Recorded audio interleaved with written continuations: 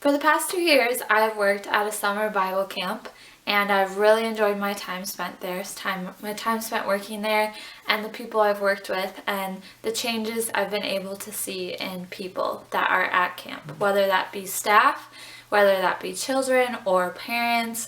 Anybody that comes in contact with camp for the summer are changed. And so today I'm going to be talking about the power of camp. First of all, the power of camp is so prevalent in the lives of the staff that work at camp. When people are working on staff, they are able to see people in the highest of highs and their lowest of lows. Camp is a place where anything can happen, and when you're at just a regular job or when you're at school, things they don't always allow you the opportunities to see people and your coworkers and your other students in their stressful times and their really happy, joyful times. But at camp, you're able to see people in all of those fluctuating moments. When I'm at camp, I was on Service Corps one summer, and then this last summer I was an assistant cook. And when you're on Service Corps, you're cleaning. And this is something normally you would think would not be a very fun job. But when you're cleaning with your fellow coworkers and you're scrubbing those bathrooms and cleaning dishes, you're having so much fun. And one of the reasons I think for this is because you share a common faith. And more than anything, sharing a common faith is really what bonds people together. You can share a common interest in movies, a common interest in books, and yes, that will bond you and you'll probably share a common thing with those, but it's not the same as sharing a common faith, because when you are trying to grow in a relationship with someone, the first thing you should do is figure out if you have a common faith in God. And once you figure that out, you guys will be brothers and sisters, because that's what in Christianity the Lord calls us to be, brothers and sisters. So these fellow staff that I'm working with over the summer are not just fellow staff. They are my friends, but they are also my brothers and my sisters. And working with a brother and a sister could either be really, really good or really, really bad, depending on how you are trained and how you are able to work with one another. But at the camp I work at, we are trained and taught how to work alongside each other in love and respect. And so more than any other people in my life, I love and respect those camp people, because I am able to work with them when I am stressed out to the max and when I am riding the highest of highs. There could be a camper that has a terrible home life, or they are just being disobedient the entire week. They won't listen to you and you don't know what to do. You don't know how to act. You don't know what you're able to tell them and how you're able to show them that they are loved and that they need to listen to you. And that is a crazy stressful time. But people, your fellow staff workers, help you through those times. And then there could be the highest of highs, when a camper accepts Jesus into their heart and they are so excited about their new faith and they are ready to share it with others. That is your highest of highs, and your staff is able to come alongside you and celebrate with you the fact that there is another person that's going to be in heaven someday. Staff are changed by camp. The people that work at camp are changed. They go into the summer, and some of them may even be thinking, there's not much changing I need to do in my life. I've been a Christian my whole life, grown up in the church, I'm a good person, I read my Bible, I love the Lord. And they might come into camp thinking, I'm pretty much good where I'm at. But little do they know, they will be changed, regardless of whether they think they will or not.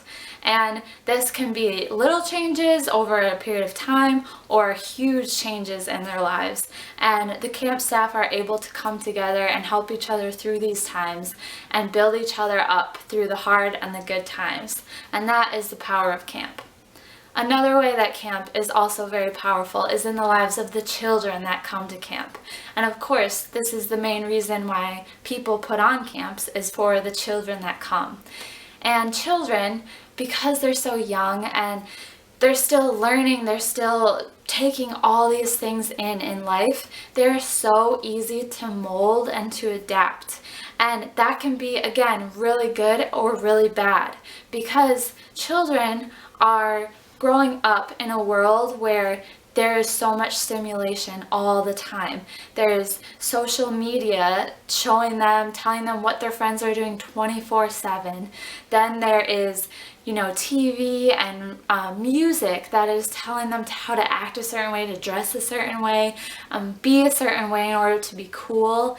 And children take in these things, and they are so easily adapted to them. They mold to them because they don't know anything else. And so camp is a place for these children to come and to get away from all of that for a week. They're able to come and be themselves, be their honest, true selves, and not just the person that they put on a front when they're in front of their friends, but also just how they truly act, how they truly want to be, is how they're able to be at camp. And we try to create an environment for kids to come in and to feel safe. That is the biggest goal for us at camp, is to have children feel that they are in a safe environment where they are able to be themselves, and they're not focusing on, what is my friend doing this weekend? I can see it on Facebook. They're not focusing on, oh, this new song came out and I love it. They're just focusing on their relationship with God and their relationship with others at camp. We always ask children who come in to give us their phones, give us anything that can distract them from God. We ask them to give it to us in the beginning of the week, so that they can focus on their relationships at camp, which relationships are so important, and camp is a beautiful place to create relationships. And a story that I have about this is my own father actually went to the camp I work at when he was younger, and he was probably second or third grade or so, and he made a friend at camp named Rich. And my father and Rich, they had such a fun time that week at camp, had never met before, were not even from the same state. They lived nowhere near each other, and they became great friends.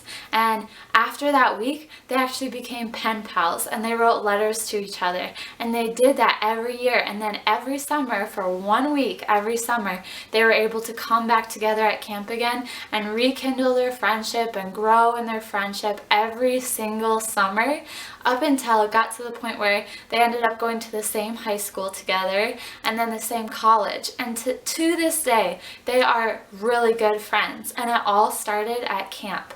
So kids have the power to grow in true, strong relationships at camp, and also to grow in their relationship with God. That is so, so, so important at camp.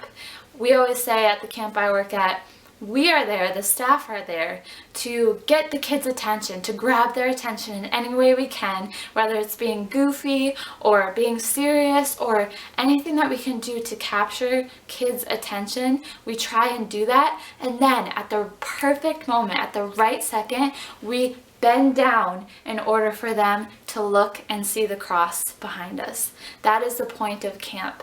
We want kids to come in and be changed by God inside and outside, and then to go into their communities after camp and share that good news with their friends who weren't at camp. That is the power of camp. Another reason why camp is important and why it is so powerful is in the lives of grown-ups as well. People, it's not just kids and it's not just college students that grow from camp.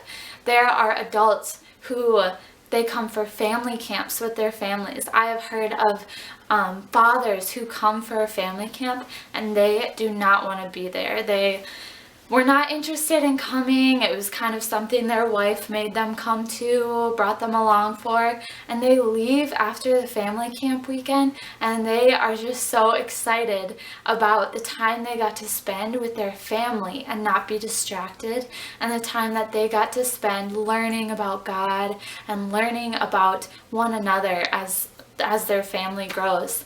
And a story I have about this is my camp director, Greg, when he first started taking over the camp I currently work at, it was about 25 years ago.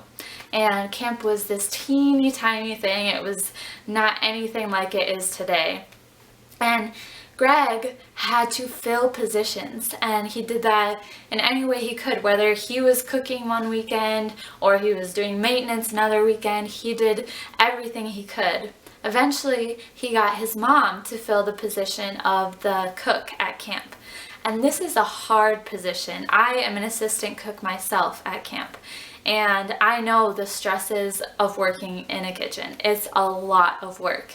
And so Greg's mom took over this position, and she enjoyed it. She had fun. She was doing this summer, and eventually it just gets to that point where you have a super stressful day or you have a stressful week, and it builds and builds until finally there's a day where you're just like, I can't handle this anymore. I can't do it.